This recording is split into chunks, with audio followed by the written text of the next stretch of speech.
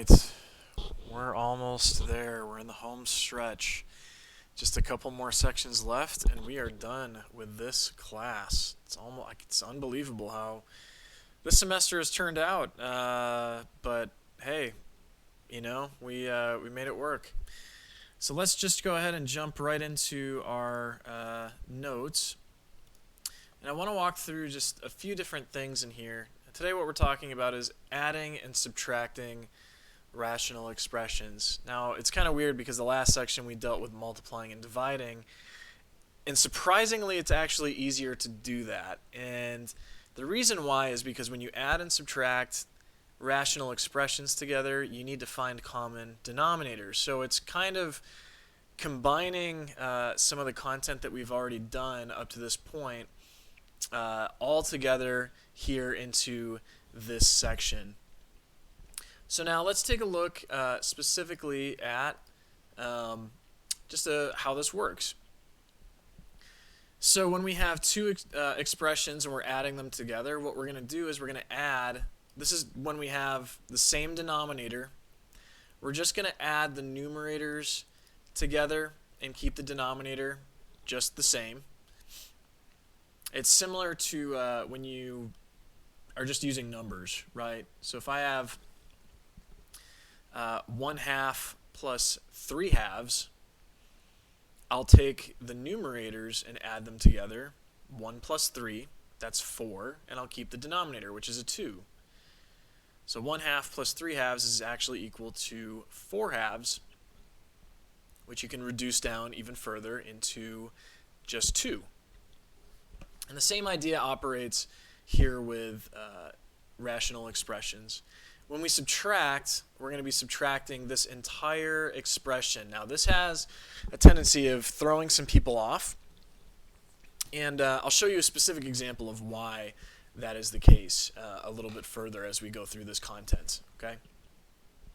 So here's a quick couple examples. Let's take 2x over x minus 1 and add 4x over x minus 1.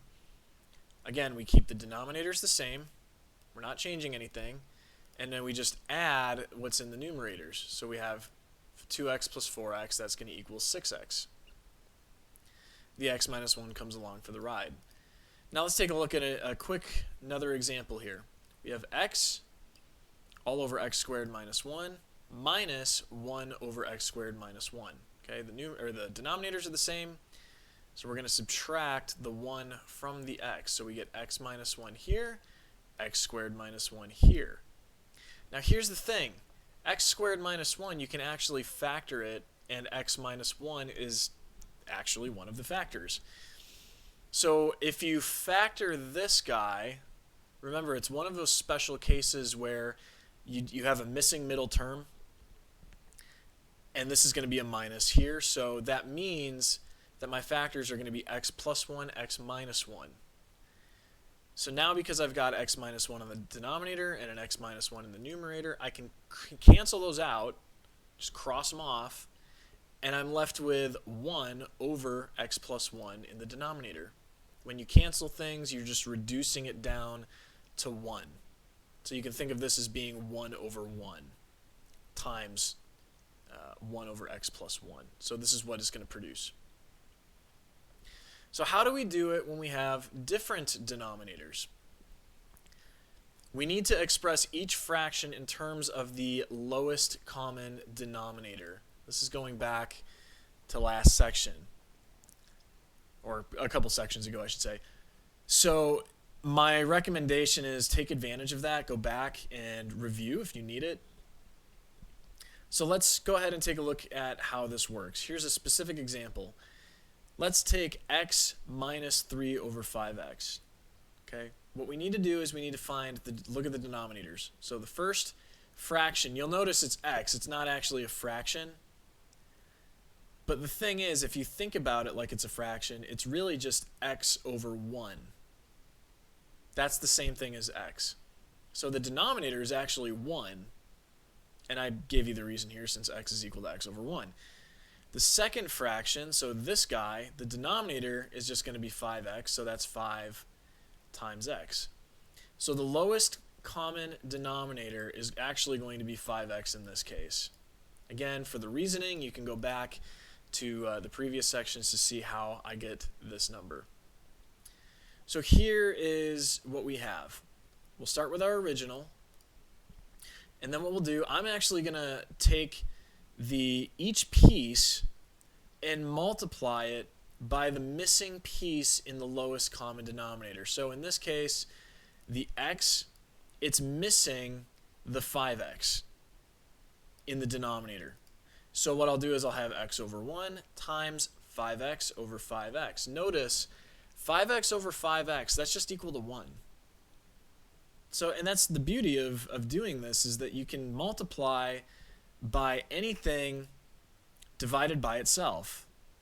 And this is just how it works out, where we can convert things. Now the second piece, we don't really have to mess with that because it already has the lowest common denominator built into it. So now let's go ahead and multiply that first piece out. So we've got x times 5x. Now remember, this is multiplication. It's different. We multiply numerator and denominator separately.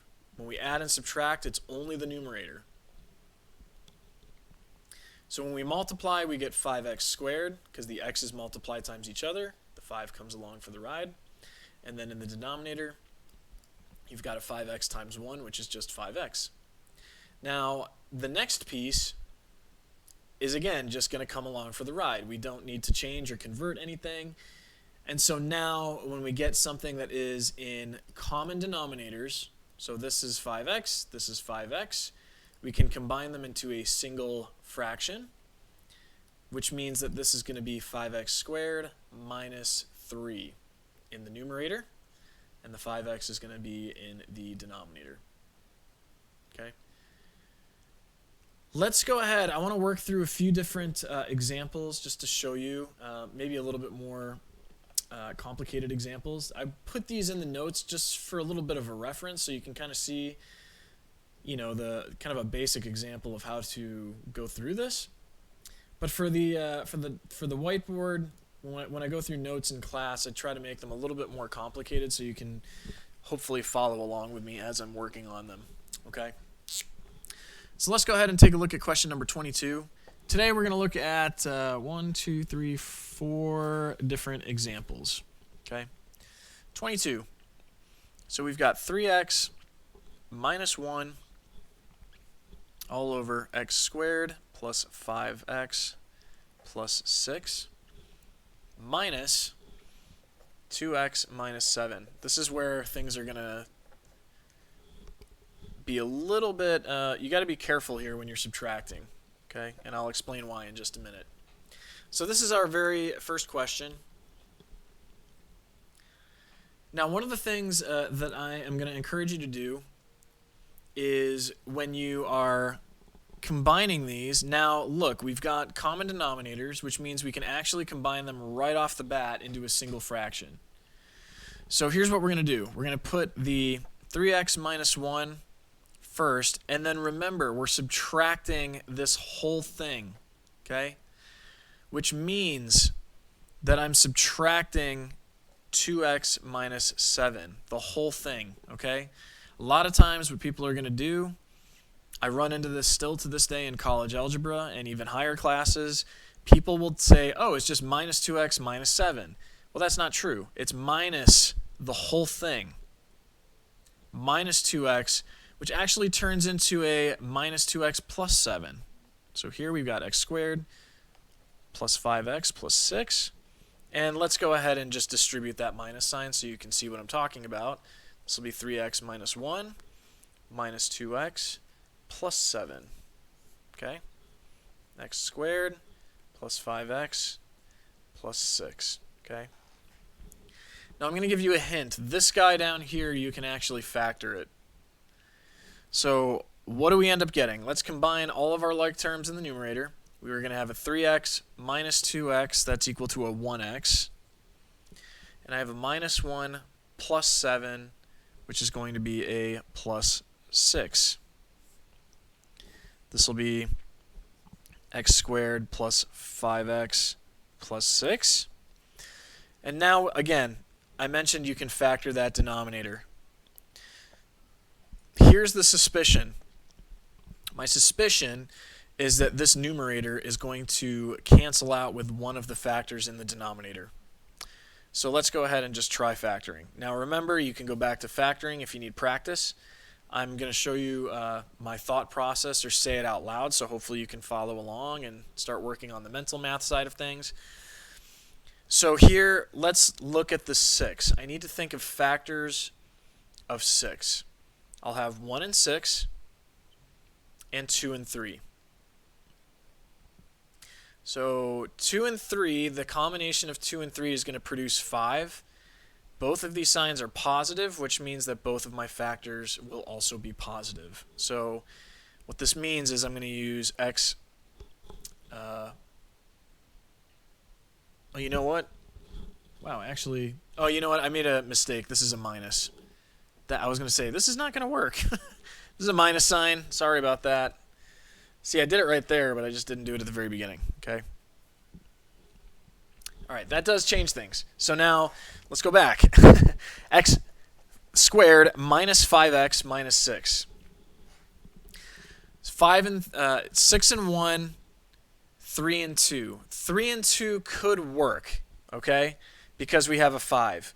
But here's the thing. This is a minus sign. This is where things kind of get a little tricky. The minus sign means that one of my factors is going to have to be negative. But if one of my factors, if it's 2 or 3, is negative, there's no way I can make it positive 5. It's just impossible. So my factors actually have to be 6 and 1. So it's going to be a positive 6 because this is positive, which means my bigger number or my bigger factor is going to be positive. So x plus 6. And then the other one is going to be negative, so this will be x minus 1. And now what you see is that's going to cancel with that, and I'm going to be left with 1 all over x minus 1. So that's question 22. All right, let's go ahead and go back.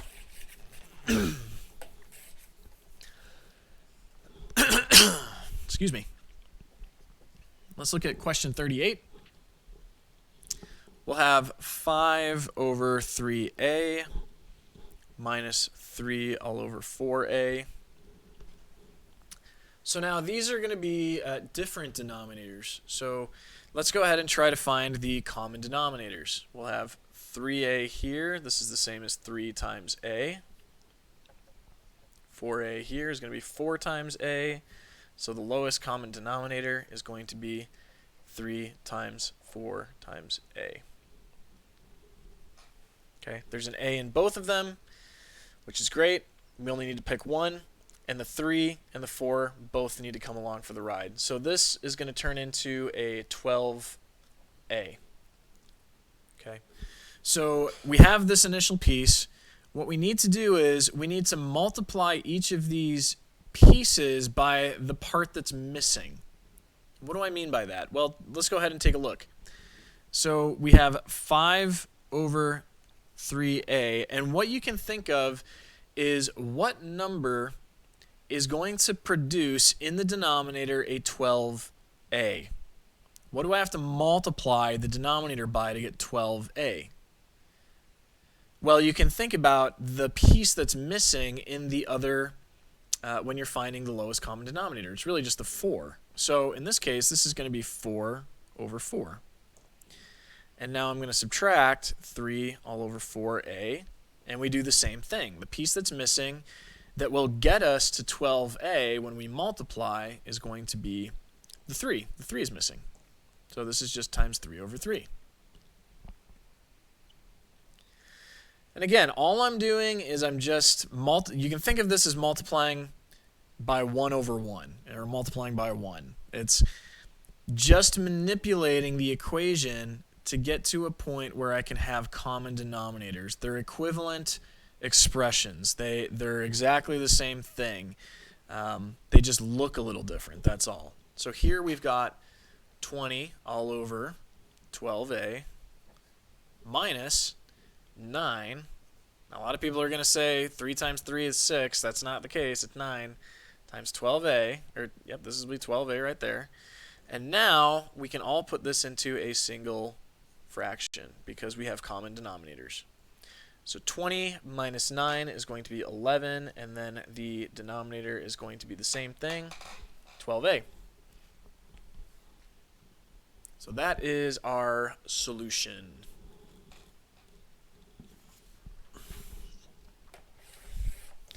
Now, as we start going through further content and as you start to get into higher classes, a lot of this stuff, you'll find that the teachers probably won't spend so much time going through finding the common denominators. They might just do it. And so it's really helpful just to learn how to master this stuff right now, because it really will come in handy down the road. All right, so question 48. 2x minus 3 all over 2x plus x plus 3 all over 3x. Okay. Now the cool thing is this is a plus sign, which means we don't have to worry about all the signs changing in this piece. So let's go ahead and try to find the common denominator. 2x is going to equal 2 times x. 3x is going to equal 3 times x. So the lowest common denominator is going to equal 2 times 3 times x. And this is equal to 6x. Okay. So the process is pretty much the same. We'll take 2x minus 3. We start with our original, and we multiply it by the thing that will get us to 6x. So what's the piece that's missing here? Well, this is going to be the 3. Then we're going to add x plus 3. Again, this comes along for the ride, times the piece that's missing that will get us to 6x, in this case, will be 2. So what does this equal? Now here is the interesting thing. What I'm going to do is I'm going to combine them all into a single fraction, and then we'll work on the distributing in a minute. So we're going to have 3 times 2x minus 3 plus 2 times x plus 3. Okay? And we're dividing that all by our common denominator, which is going to be 6x. So again, the 3 times the 2x minus 3 comes from this piece. The 2 times the x plus 3 comes from that piece. And then the 6x was the common denominator that I found up here. So when I multiply this numerator out, I'm going to get 6x minus 9 plus 2x plus 6, all divided by 6x. And now I can combine my like terms. So this will be 6x plus 2x is 8x. Minus 9 plus 6 is a minus 3, divided by a 6x. So that right there is my solution. Okay, you can leave it like that if you would like. If you want to keep breaking it down, you certainly can do that. You can split them apart now because the numerator is in 2 pieces if you want to. Again, I think this is a totally sufficient answer.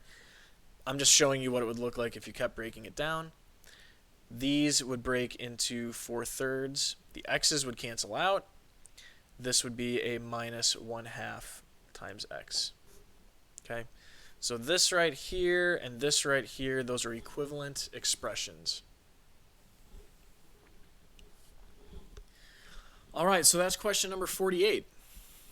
Let's do one more. And hopefully you'll... I always found that fractions are the hardest thing to really grasp. It's kind of like... you need like that light bulb or that aha moment, like, oh my gosh, that completely makes sense, for it to really click. And then when it clicks, you're just like, man, I got it.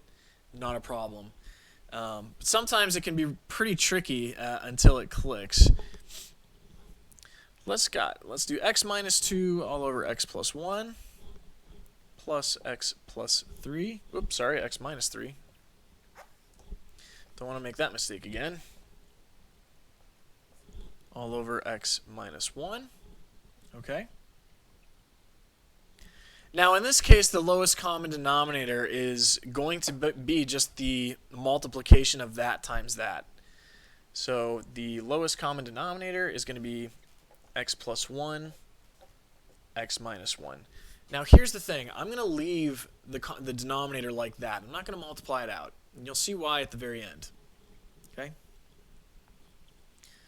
Let's go ahead and start working this problem out. So remember, take the first piece, x minus 2 all over x plus 1, and we're going to multiply by the piece that's missing. The piece that's missing is going to be x minus 1 all over x minus 1. And now we do the same thing to the second piece. X minus 1 here. Excuse me. And the piece that's missing here is going to be x plus 1. Okay. So I think I'm going to need some more room. Let me just work it down on the next line because I want to make sure I've got enough space. So now what we'll do is we'll multiply these pieces out. And what I'm going to do, I'm actually going to just write the factors out, and you'll see why here in just a minute. X minus 2, x minus 1, x plus 1, x minus 1, plus x minus 3, x plus 1. And this is similar to some of the stuff that we have already done, actually. X minus 1, x plus 1. Okay. Remember, these are the same thing. It doesn't matter what order you put them in. All right, so now let's put them all in the same fraction. X minus 2, x minus 1, plus x minus 3, x plus 1, all divided by x minus 1, x plus 1. Okay, here's what we're going to do. I'm going to leave the denominator as it is. I'm not going to multiply it out. You'll understand why here in just a few minutes. I want to see whether these factors will cancel out with something that shows up in the numerator. Okay? So let's multiply. Let's FOIL these pieces out. And we'll FOIL these pieces out as well. And then we'll just add everything up in the numerator. So the first term is going to be x squared. The outside is going to be a minus 1x. The inside is going to be a minus 2x. The last is going to be a plus 3. And I'm adding, now I'm going to FOIL the second one, x squared. The outside is going to be a plus 1x. The inside is going to be a minus 3x. And the last term is going to be a minus 3. Okay, that looks kind of long and big. X minus 1, x plus 1. So now let's go ahead and try to combine our like terms. Now, there's a couple things you can do. You can add them all up here separately like you would, and then add them again. What I'm actually going to do is I'm going to do it a little different because check this out. I've got a minus 1x here and a plus 1x there. So those actually go away. How about that? A plus 3 and a minus 3. Did I do that right? Minus 3. No, why is this? What? This is a 2. Come on, nobody told me. Multiplying mistakes, it can happen, okay? Again, the reason why minus 2 times a minus 1, I did the classic mistake of adding them together. Minus 2 times a minus 1 is a positive 2, not a positive 3. Adding and multiplying, it's complicated. Don't worry about it. I just fixed it, in case you were wondering. You're probably like screaming at your computer monitor like, Rob, dude, like, come on. You can't even multiply? Like, what is this? Yeah, I know. I make mistakes. I'm human. It happens. Okay. Excuse me. Got a frog in my throat. All right, so we got x squared plus x squared. That's going to be a 2x squared. A minus 2x and a minus 3x is a minus 5x. And then a plus 2 minus 3 is a minus 1. And that is all going to be over x minus 1, x plus 1. Actually, in this case, there aren't any factors. We can't... you could go ahead and try to factor that top one, but you're actually not going to be able to. It's one of those unfactorable kinds that need a special trick when you get to intermediate um, or college algebra. So we'll talk about that at that point. But for now, we'll just leave it like this. So that is question number 82, and I hope that this is starting to kind of like uh, make its way into like the recesses of your brain, and you're just kind of absorbing it now at this point. Um, but yeah, this is pretty much it for section 9.3. Feel free to join us for office hours, and yeah, if you have questions, feel free to let me know. Have a fantastic day.